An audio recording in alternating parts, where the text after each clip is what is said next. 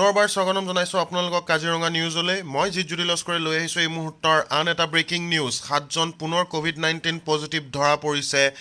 এই তথ্য আমাক জনাইছে স্বাস্থ্যমন্ত্ৰী হিমন্ত বিশ্ব শৰ্মা ডাঙৰীয়াই। তেওঁ টুইটযোগে জনাইছে যে alert 7 persons at zonal quarantine centre at Tezpur university test COVID-19 positive. আৰু ইয়াৰে 5জন শোণিতপুৰ ডিষ্ট্ৰিক্টৰ আৰু 2জন লখিমপুৰৰ। তেওঁ জনাইছে যে 7জন কোভিড পজিটিভ ধৰা পৰিছে জ'নেল কোৱাৰেণ্টাইন চেণ্টাৰ তেজপুৰ ইউনিভাৰ্চিটিত যোনটো কোৱাৰেণ্টাইন চেণ্টাৰ পতা হৈছিলে তাত ধৰা পৰিছে 7জনকৈ নতুন কোভিড পজিটিভ ৰোগী অসমত।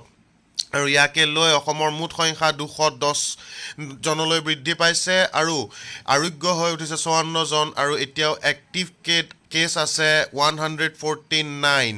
149জন এতিয়াও এক্টিভ কেছ হৈ আছে। আৰু এই মুহূৰ্তৰ এটা গুৰুত্বপূৰ্ণ খবৰ যে হিমন্ত বিশ্ব শৰ্মা ডাঙৰীয়াই জনাইছে যে 7জন পুনৰ ধৰা পৰিছে COVID-19 পজিটিভ।